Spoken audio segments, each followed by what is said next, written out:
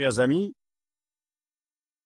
alors j'aimerais vous parler aujourd'hui avec mon cœur, et non pas comme un prédicateur, non pas comme un enseignant, mais comme un frère en Christ. Comme un frère qui connaît le combat intérieur, le combat spirituel. Alors j'aimerais vous poser une question simple.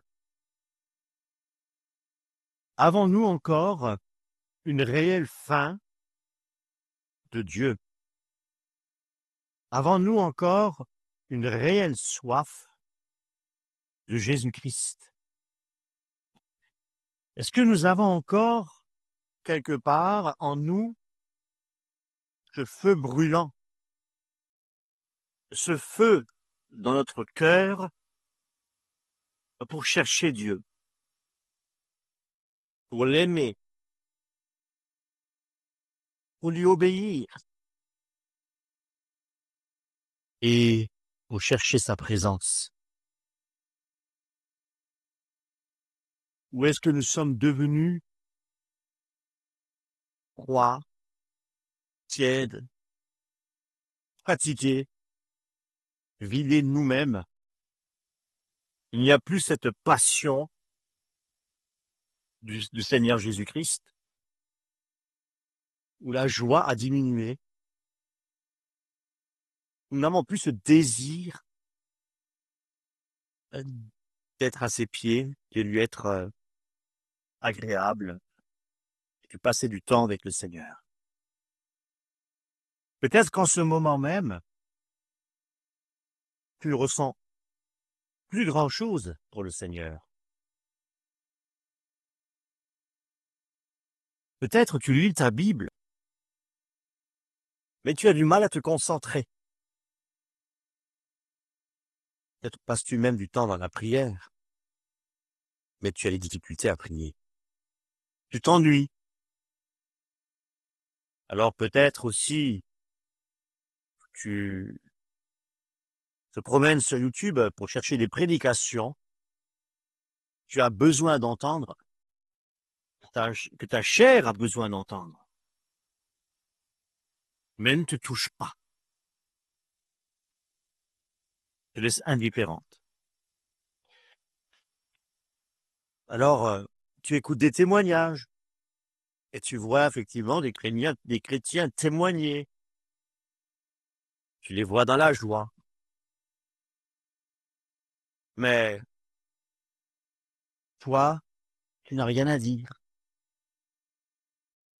Tu ne vis plus rien. Mais quelque part, tu survis avec le Seigneur. Alors, je te pose peut-être la question, pourquoi j'en suis arrivé à cela? Pourquoi je n'arrive plus à m'approcher vraiment du Seigneur? Pourquoi je ne ressens plus rien quand je prie, quand je lis la parole? Pourquoi je n'ai plus de joie en lui? Pourquoi quand je lis la parole de Dieu, ça me laisse indifférent? Il vient même à l'esprit des pensées. Je n'arrive plus à me concentrer. Eh bien, vous savez, comme une personne qui est malade. Une personne qui est malade, elle n'a plus d'appétit. Quand une personne n'a plus envie de manger, on va pas lui dire, tu devrais te forcer à manger, mange quand même. C'est facile à dire. Non. Mais c'est là qu'on comprend que quelque chose ne va pas. Quand tu manques d'appétit, c'est un symptôme de mal-être, de mal, d'un mal plus profond. Mais cette personne est malade. Et quand on est malade, on ne mange plus, on ne se nourrit plus, on s'affermit plus, on est affaibli, on est blessé de l'intérieur. Eh bien, mes amis, il en est de même sur le plan spirituel. Si tu n'as plus faim de la parole de Dieu, si tu n'as plus cette envie de prier, cette envie de t'approcher du Seigneur, de chercher Dieu de tout ton cœur, si tu n'éprouves plus cette joie d'être dans la présence du Seigneur, c'est le signe qu'il y a une maladie actuellement dans ton âme. Et ce n'est pas te forçant à lire des chapitres entiers de la Bible ou à prier, même 5 minutes, qui va te guérir. Il faut comprendre que là, tu as besoin d'un attouchement du Seigneur et tu as besoin de guérison. Quand on est malade, on a besoin d'être guéri. Et ton âme souffre spirituellement parlant. Ton âme a besoin de guérison. Et il n'y a que le Seigneur qui peut guérir un cœur meurtri, un cœur malade. Ce n'est pas un psychologue, ce n'est pas un psychiatre qui est en mesure de guérir une maladie de l'âme.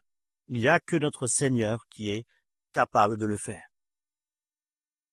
Alors maintenant, on se pose la question, pourquoi ce vide intérieur? Pourquoi cette sécheresse dans notre relation avec le Seigneur? Eh bien, il faut le dire avec vérité, mais aussi il faut le dire avec gravité.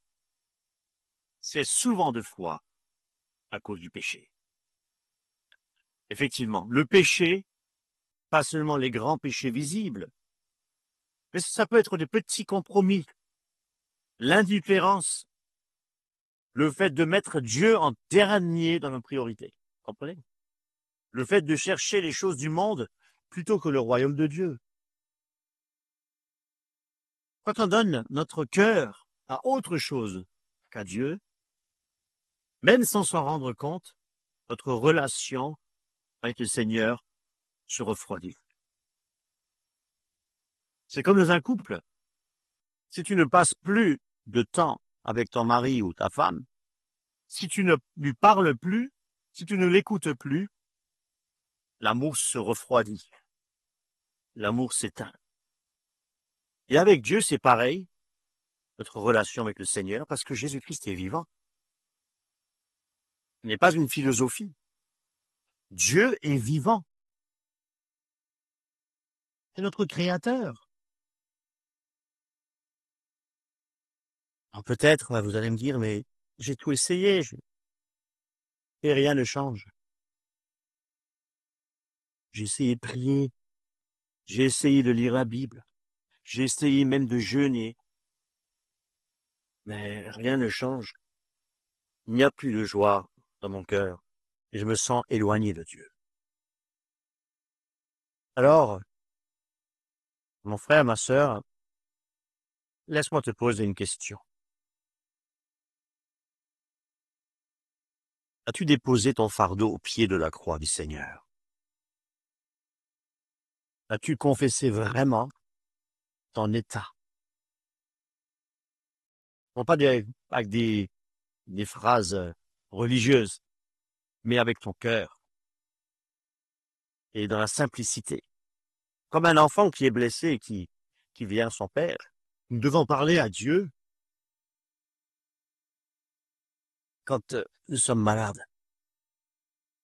Et nous devons lui dire notre problème. Seigneur, je suis vide intérieurement, je suis fatigué, je n'ai même plus envie de lire la Bible, je n'ai plus envie de prier, je n'éprouve plus de joie et je suis devenu tiède. Je me suis éloigné de toi, Seigneur. J'ai vraiment besoin que tu viennes me toucher. J'ai besoin de toi. La Bible ne dit pas que Dieu écoute les belles prières, les prières qui sont longues et parfaites. Parce que même les pharisiens le faisaient. On va dans le psaume. Psaume chapitre 34, verset 18. J'ai ouvert au hasard, je suis tombé dessus. Gloire à Dieu. Écoutez bien. L'Éternel est près de ceux qui ont le cœur brisé, et il sauve ceux qui ont l'esprit abattu. Alléluia. Nous devons mettre notre foi dans la parole de Dieu. Ce que Dieu attend de toi, ce n'est pas ta performance. Il attend que tu viennes tel que tu es. Viens à moi tel que tu es. Que tu reconnaisses ton besoin. Tu puisses simplement dire, Seigneur, je suis malade, je le reconnais. Guéris-moi. Je me sens sale. Purifie-moi. Je suis perdu, Seigneur. Je me sens être perdu. Ramène-moi sur le droit chemin. Mes amis, quand quelqu'un est malade, la première chose qu'il perd, je disais, c'est l'appétit. Il n'a plus envie de manger. Même la nourriture, la meilleure qu'elle puisse être, ne lui donnera rien. Et ce n'est pas un problème de nourriture à ce moment-là. C'est un problème de santé. Notre santé spirituelle, notre âme a besoin de guérison. Il en est de même pour notre relation avec le Seigneur. Si tu n'as plus faim de sa parole, tu te forces à te nourrir de la parole de Dieu. Mais ce n'est pas en te forçant que tu y arriveras à te nourrir. Il faut guérir pour avoir à nouveau cette envie de te nourrir de la parole. Alors, si tu n'as plus faim effectivement de cette parole, si tu n'as plus faim pour prier, je te le dis, le problème ce n'est pas la Bible, ce n'est pas la prière, ce n'est pas Dieu. Le problème c'est toi, c'est ton âme qui est malade. Et tant que tu n'as pas la guérison, tu ne peux pas retrouver l'appétit, ni pour prier, par l'esprit, hein, je l'entends bien, et ni de te nourrir de la parole. Tant que tu n'es pas restauré intérieurement, tu resteras dans cet état sans force, sans joie, sans feu. Hein? Alors, la bonne question à se poser, comment guérir?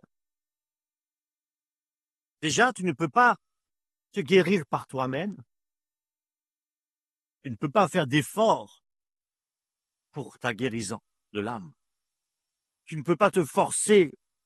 Ça veut dire que tu ne peux pas, par exemple, te forcer à ton cœur à aimer Dieu. Tu as besoin d'un miracle. Quelqu'un qui est malade a besoin d'un remède, il a besoin d'un médicament. Toi, tu as besoin d'un attouchement,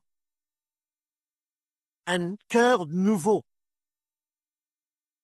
Et ce miracle, Dieu le fait lorsque tu t'abandonnes complètement à lui. Je répète, ce miracle, Dieu le fera quand tu t'abandonneras complètement, entièrement à lui. La guérison de ton corps, tu l'obtiens non pas en regardant le médicament, mais en consommant le médicament. Il faut le manger, le médicament, pour que tu obtiennes la guérison de ton corps. Et toi, il faut que tu t'abandonnes complètement à Christ pour obtenir la guérison de ton âme. Ça demande une décision, une vraie décision. Pour ton corps, tu dois te décider de prendre le médicament, de le mettre en bouche, de l'avaler, de le digérer. Spirituellement, il en est le même. Tu dois prendre une vraie décision. Une décision qui vient pas, non pas de ton intellectuel, mais de ton cœur. Pour qu'il y ait un vrai changement. Et pour qu'il y ait ce changement, il ne suffit pas de dire « Seigneur, aide-moi ». Mais il faut dire « Seigneur, je veux renoncer à ma propre vie. Je veux renoncer à ma propre volonté. Je veux renoncer à mes désirs, Seigneur. Je veux renoncer à mon confort. Et je veux vivre entièrement pour toi. » Vous savez, combien de fois on n'a pas entendu « Je donne ma vie. Seigneur, je te donne ma vie. C'est bon, tu es sauvé. » Non. Non. Ça doit être un acte de foi et ça doit venir du cœur. Seigneur, je désire vraiment renoncer à ma propre volonté. Que je choisisse cela de tout mon cœur pour pouvoir vivre entièrement pour toi. Pour que je puisse dire comme l'apôtre Paul, ce n'est plus moi qui vis, Seigneur, mais c'est toi qui vis en moi. Alléluia. Le vrai problème, c'est notre moi. Marc 10, 21.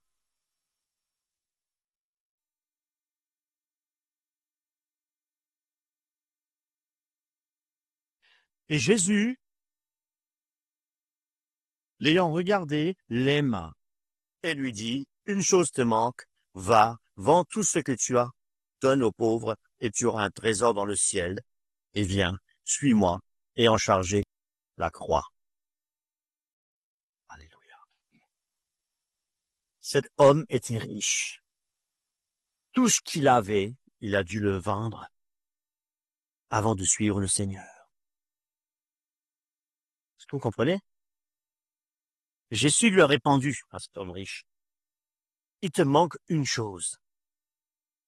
Parce qu'il disait qu'il avait tout, mais il te manquait une chose. Et ce qui lui manquait, en fait, c'était de vendre tout ce qu'il avait, c'est-à-dire tout ce qu'il avait plus cher. Il a dû le vendre. Et c'est après que Jésus lui a dit, puis, viens et suis-moi. Puis veut dire que une fois que tu as tout vendu, viens et suis-moi. Les amis, ce jeune homme, il était pieux. Il était pieux. Il ne vivait pas dans le péché. Même sur le plan moral, il était aussi obéissant. Mais gardait une partie, une chose pour lui. C'est pourquoi Jésus-Christ lui a dit, vends tout ce que tu as. Et ce qu'il a gardé, c'était sa richesse. Et pour toi, mon frère, ma sœur, que gardes-tu? Ton ego? Tes projets? Tes ambitions? Tes droits? Veux-tu garder ton confort? Veux-tu garder ton moi? Alors, le moi, il est souvent notre plus grande idole. On parle d'idole, le veau d'or et ainsi de suite. Le peuple d'Israël. Mais pour aujourd'hui, le moi est devenu une grande idole. Et tant que cette idole est dans notre cœur, c'est-à-dire tant que le moi domine en nous, Dieu ne peut pas habiter en nous par son esprit. C'est pourquoi que Paul il a dit, si du moins l'esprit de Dieu habite en toi, et c'était certainement une personne qui a décidé de suivre le Seigneur. Pour que l'esprit de Dieu puisse habiter en nous, nous devons être morts à nous-mêmes. Et Jésus-Christ, il est clair. Nous allons à cet effet dans Matthieu chapitre 16, Matthieu 16, verset 24. Alors, Jésus dit à ses disciples, si quelqu'un veut venir après moi, tu veux venir à Jésus? Est-ce que tu veux suivre Jésus? Qui c'est qui veut donner sa vie à Jésus? Hein? Souvent de fois dans les églises, on entend cela. Le pasteur, lorsqu'il lance un appel, qui veut donner sa vie à Jésus? Alors on voit des mains levées. Dieu te bénit. Je vois une main levée. Dieu te bénit. À partir d'aujourd'hui, tu lui appartiens. Tu es né de nouveau. Tu es une nouvelle créature. Mais qu'est-ce que Jésus dit? Si quelqu'un veut venir après moi, qu'il renonce à lui-même, qu'il prenne sa croix et qu'il me suive. Car quiconque voudra sauver sa vie, la perdra. Ça veut tout simplement dire que si tu ne renonces pas à toi-même, ta vie sera perdue. Donc tu n'as pas la vie éternelle. Et quiconque perdra sa vie pour l'amour de moi, la trouvera. Aimer Dieu, c'est perdre sa vie. Ça signifie que aimer Dieu, c'est perdre sa vie. Et celui qui a perdu sa vie, c'est celui qui a renoncé à lui. Et c'est ce qu'il a dit à ce riche, homme riche. Tu dois renoncer à ta richesse. Et Dieu nous dit aujourd'hui, renonce à ton ego. Renonce à ton ego. On ne peut pas avoir une vraie relation avec Dieu sans passer par un renoncement. Sans renoncement, il n'y a pas de puissance. Et il n'y a pas de puissance sans la croix. Et il n'y a pas de joie véritable sans la mort à soi. C'est clair, c'est dur à entendre. Il dit la parole de Dieu, ce message est dur, qui peut l'entendre? Qui peut l'entendre? Mais c'est la seule voie, c'est le seul chemin. C'est Jésus-Christ le seul chemin. Et ce chemin, il est étroit, très étroit. Peu de gens le trouvent. Matthieu 10, 38. Être chrétien, ce n'est pas adhérer à un mouvement. Ce n'est pas être tous les dimanches matins assis sur un banc d'église. Être chrétien, c'est renoncer à soi-même, c'est prendre sa croix et suivre le Seigneur. C'est cela, être chrétien. Matthieu, chapitre 10, verset 38. Et celui qui ne prend pas sa croix et ne vient pas après moi n'est pas digne de moi. Il n'est pas digne de moi. Nous allons encore dans Luc, chapitre 14, verset 27. Nous lisons. Et quiconque ne porte pas sa croix et ne vient pas après moi ne peut être mon disciple. Nous nous disons être disciples de Christ. Avons-nous renoncé à nous-mêmes? Portons-nous chaque jour cette croix? Suivons-nous réellement notre Seigneur? La Bible nous enseigne que pour suivre le Seigneur, c'est aussi souffrir avec le Seigneur. Le vrai évangile, mes amis, ce n'est pas celui de la prospérité ou du confort ou l'évangile de complaisance. L'évangile du Seigneur, c'est un chemin étroit, c'est un chemin difficile d'accès, parfois et souvent rempli d'épreuves et de tentations et d'afflictions et de persécutions. Mais c'est un chemin glorieux. Et pourquoi? Parce que Jésus-Christ marche avec nous sur ce chemin si nous souffrons avec lui. Et dans les difficultés, dans ces afflictions, il nous donne une joie surnaturelle. La joie du ciel. C'est-à-dire aussi que si nous avons renoncé à notre propre vie, et si nous portons notre croix, et si nous suivons Jésus-Christ, qui est notre modèle par excellence, si nous suivons sa parole, et si nous suivons ses préceptes et ses commandements, c'est alors que nous allons vivre pour le Seigneur. Et tant que nous n'avons pas mis cela en pratique, nous ne vivons pas pour le Seigneur, mais nous vivons pour notre propre ego. Voyez-vous. 2 Timothée 3:12. 2 Timothée 3:12. Et tous ceux aussi qui veulent vivre pieusement dans le Christ Jésus seront persécutés. 1 Pierre 2:21.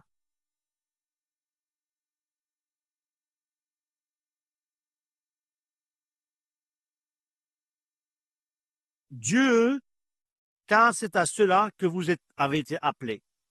Car aussi, Christ a souffert pour vous, vous laissant un modèle, afin que vous suiviez ses traces. Nous devons suivre les traces de notre modèle. Ce n'est pas une religion, une église, un mouvement, c'est Jésus-Christ, et dans la bouche duquel il n'y a eu aucune fraude. C'est lui que nous devons suivre. C'est le Seigneur Jésus-Christ. Et tous ceux qui veulent suivre Jésus, c'est écrit, seront persécutés. Ceux qui veulent vivre pieusement. Nous ne pouvons pas vivre pieusement dans la chair. Nous ne pouvons pas vivre pieusement avec notre ego. Nous pouvons vivre pieusement uniquement lorsque nous vivons pour Christ. Et tous ceux qui veulent vivre pour Christ pieusement en Jésus-Christ seront persécutés. Seront persécutés.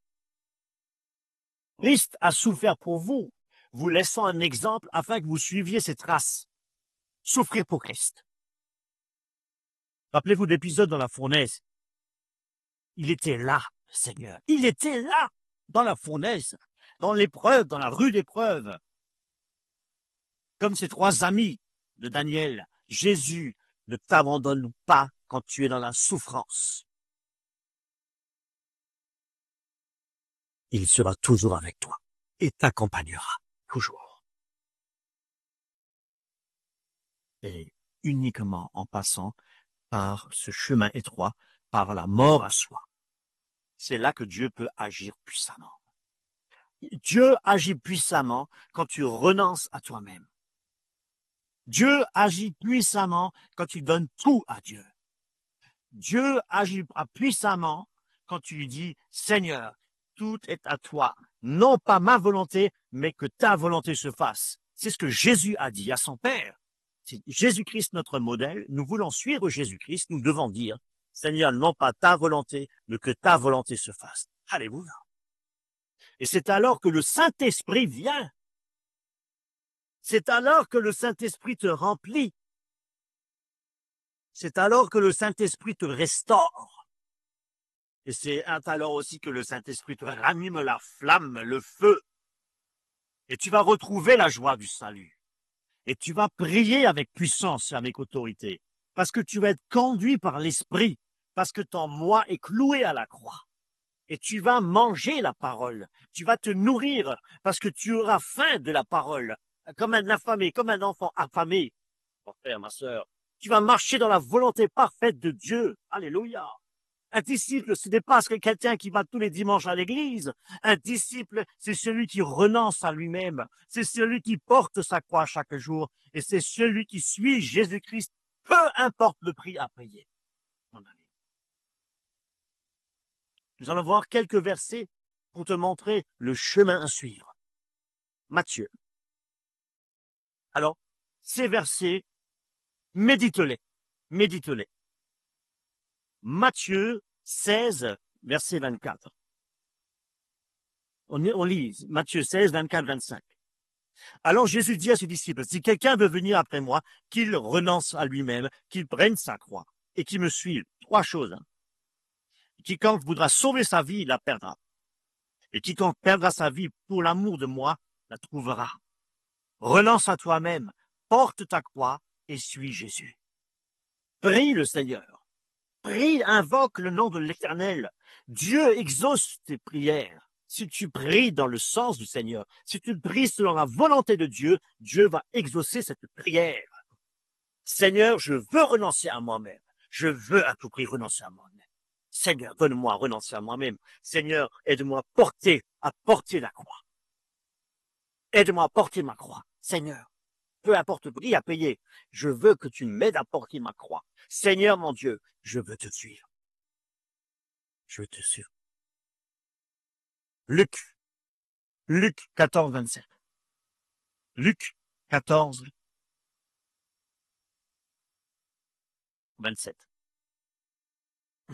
Et quiconque ne porte pas sa croix et ne vient pas après moi ne peut pas être mon disciple. Il ne peut pas être disciple.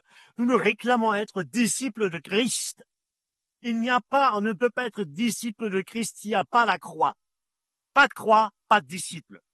C'est clair, c'est clair. Marc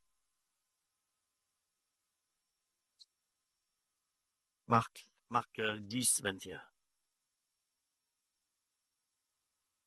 Et Jésus, l'ayant regardé, l'aima et lui dit, une chose te manque, va vendre tout ce que tu as, donne aux pauvres, et tu auras les trésors dans le ciel. Et viens et suis-moi, ayant chargé la croix.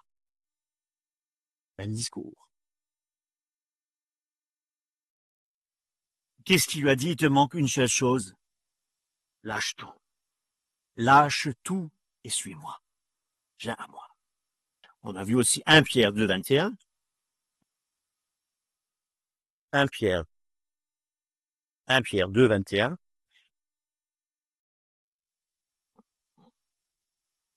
Car c'est à cela que vous avez été appelés, car aussi Christ a souffert pour vous, vous laissant un modèle, afin que vous suiviez ses traces. Suivre les traces de Jésus-Christ. Christ a souffert. Et il t'appelle aujourd'hui à suivre ses traces. Et si tu vas suivre ses traces, c'est vivre pieusement. Tu seras persécuté et tu vas souffrir pour Christ. C'est ça la vérité. 2 Timothée 3,12. 2 Timothée 3,12. Et tous ceux aussi qui veulent vivre pieusement dans le Christ Jésus seront persécutés. Seront persécutés. Seront persécutés. Vivre pieusement t'amène à la persécution. Veux-tu vivre pieusement?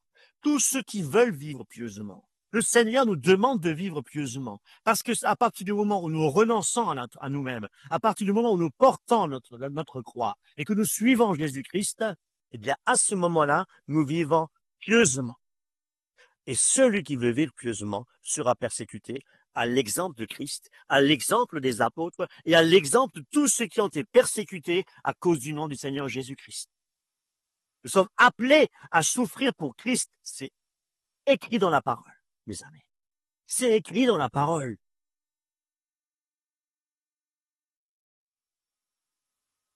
Matthieu 7, 14. Car entrez par la porte étroite. Le Seigneur nous ordonne d'entrer par la porte étroite. Pourquoi? Parce qu'il n'y a pas d'autre porte.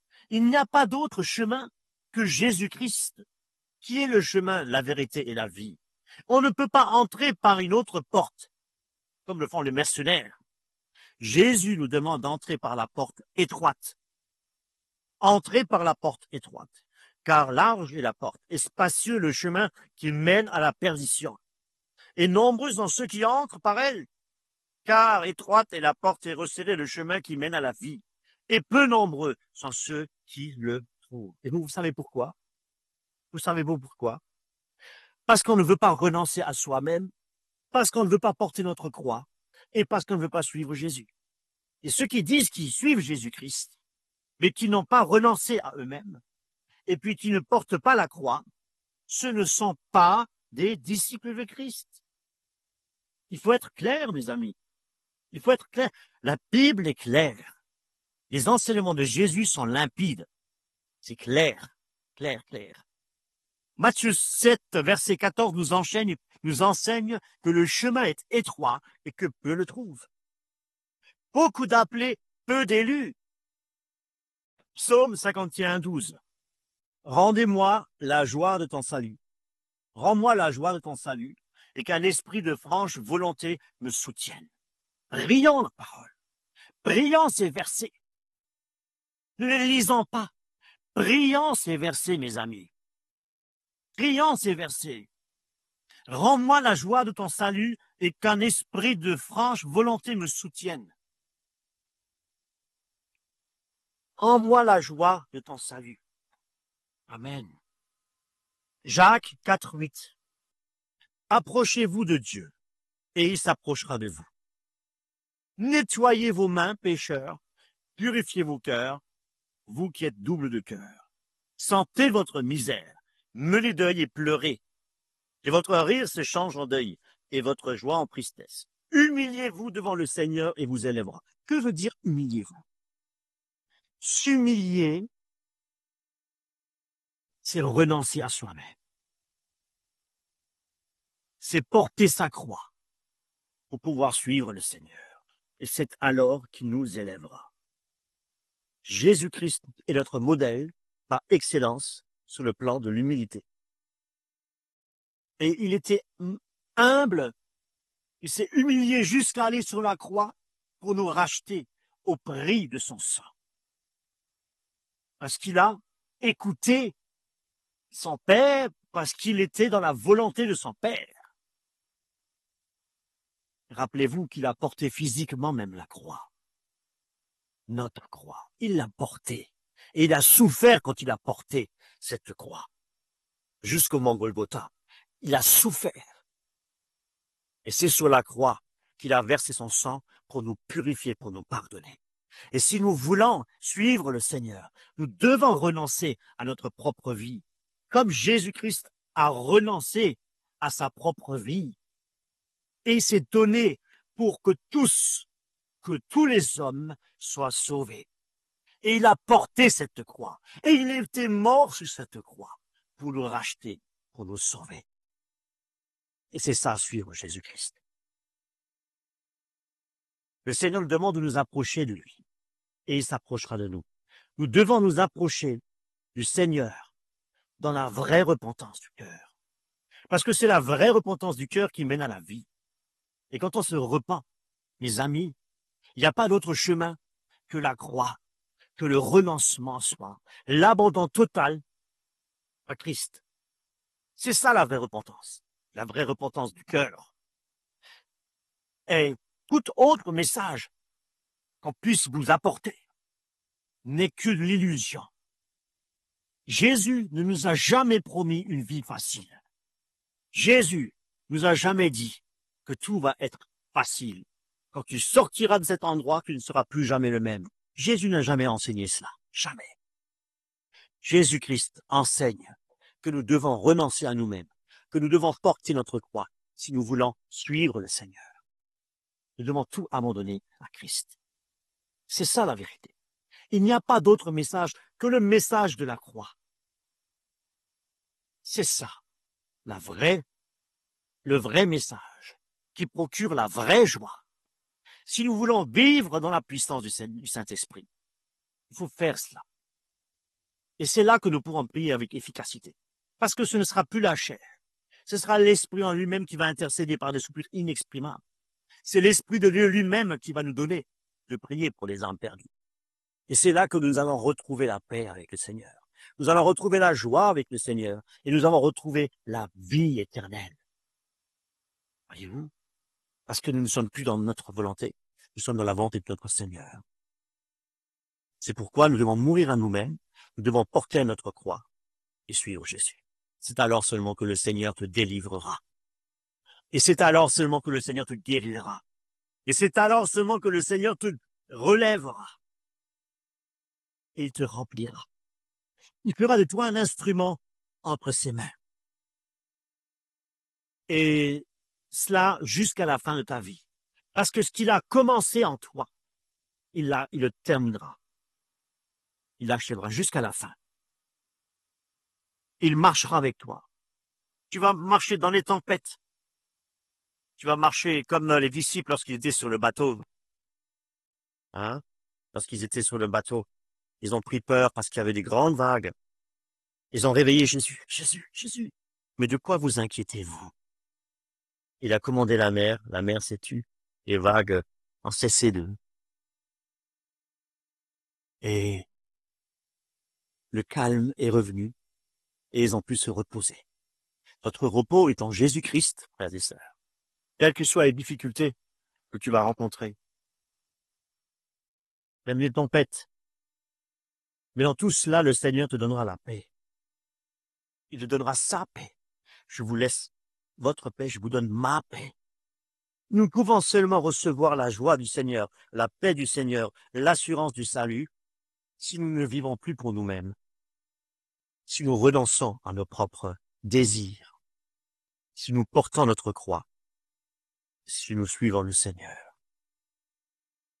C'est alors que nous obtiendrons la couronne de la vie. Merveilleux. Alors, je t'invite, mon frère, ma sœur, à plier le genou aujourd'hui. Aujourd'hui même encore. De te repentir, vraiment te repentir. De venir à la croix et de tout abandonner pour le Seigneur. Tu lui demandes qu'il te fasse mourir à toi-même, de te faire porter ta croix et de le suivre jusqu'au bout.